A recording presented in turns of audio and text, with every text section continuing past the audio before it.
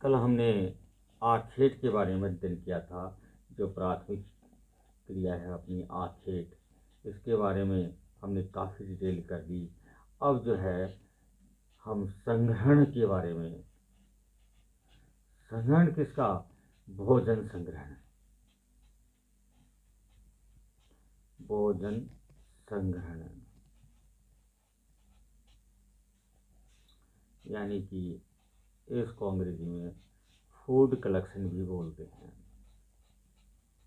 जिस तरह से हमारा ये आखेट वाला व्यवसाय काफ़ी पुराना व्यवसाय है, उस तरह से ये संग्रहण भी हमारा जो है काफ़ी पुराना व्यवसाय है।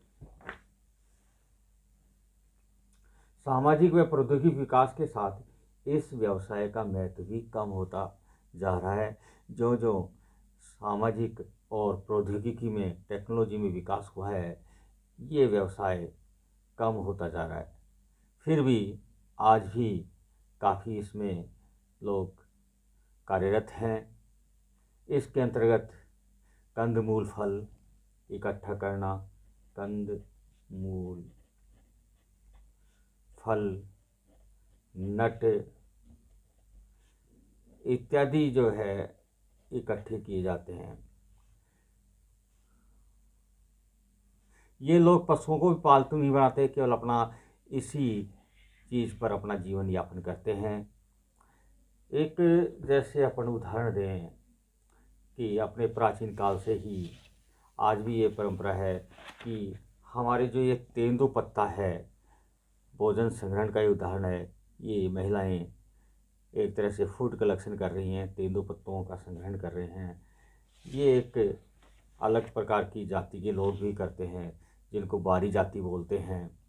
अपने राजस्थान में तो ये जो है व्यक्ति है जो भोजन कलेक्शन का कार्य कर रहा है। अब इसके बाद में अपन देखते हैं कि आज भी कई क्षेत्रों में इसी प्रकार का भोजन संग्रहण करके ही अपनी आर्थिक गतिविधि करते हैं। पूरा अपने जो है 5 क्षेत्र हैं इसके। पहला है मलाया प्रायद्वीप में सेमांग व सकाई जनजाति। दूसरा है अमेजिन बेसिन में बोरो जनजाति। इसी प्रकार से कालाहारी मरुस्थल के जो बुशमैन हैं, छोटे कद के लोग हैं, बुशमैन जनजाति है, वो भी इसी तरह का कार्य करती हैं। पर्वतीय क्षेत्रों के लोग हैं, जहाँ भील, मीणा वगैरह रहते हैं, उनमें भी ये कार्य होते हैं। दक्षिणी पूर्वी एशिया का आंतरिक भाग इसी भोजन संग्रहण गतिविधि पर ही अपना जीवन यापन करता है। लेकिन चूंकि जो जो आधुनिक सभ्यता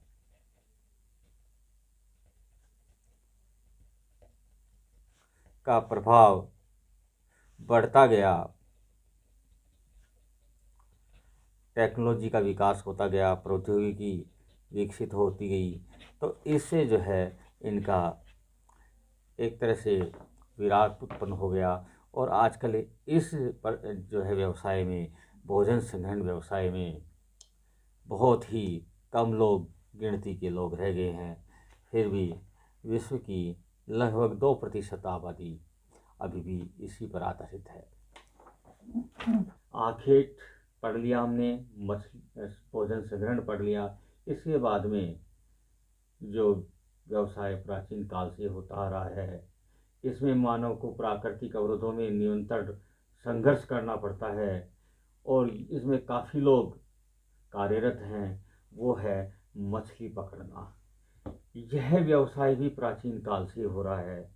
प्राचीन काल से ही ये व्यवसाय हो रहा है और इस व्यवसाय में निरंतर संघर्ष मानव को करना पड़ता है। मछलियां कहाँ कहाँ पकड़ी जाती हैं आप सभी जानते हैं। तालाबों, पोखरों, नदियों, झीलों तथा ज्यादातर तटवर्ती सागरीय प्रदेश हैं।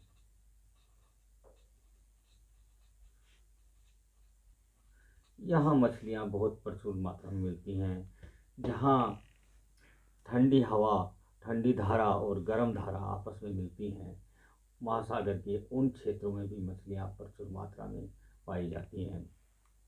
यह न केवल भोजन के लिए काम आती हैं, क्योंकि अगर अन्न पर ही सभी निर्भर रहें तो एक तरह से अन्न की कमी हो जाती है। इस वजह से मछलियाँ भोजन का एक बहुत बड़ा भाग पूरा करती हैं। अन्न के अलावा इसके अंतर्गत जिन चीज़ों में मछलियाँ काम आती हैं वो है तेल, भोजन के बाद में तेल, चमड़ा और दूधारू पशु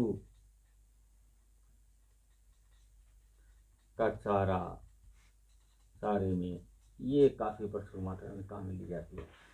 आजकल आधुनिक तकनीकी विकास के कारण इसका क्षेत्र भी बढ़ गया है।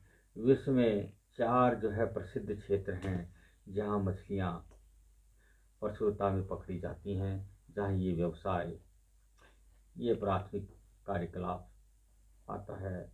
एक तो है उत्तरी प्रशांत महासागर का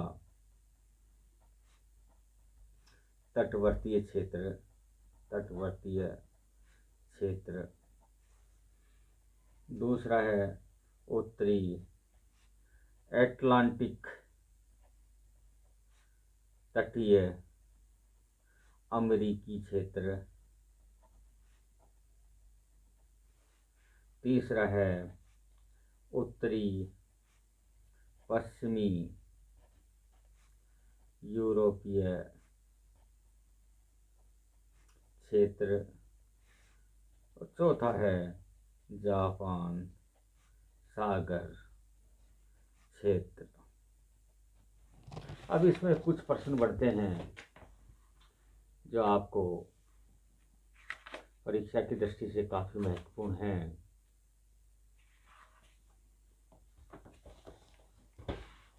आपके पाठ्य पुस्तक के अनुसार प्राथमिक व्यवसायों के 4 उदाहरण बताइए। एक तो ये प्रश्न है।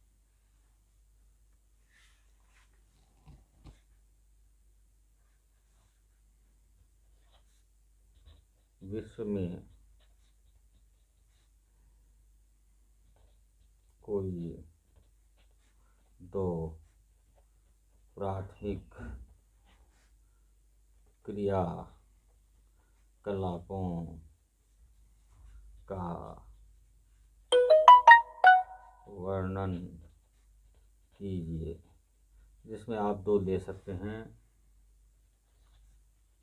प्राथमिक व्यवसायों के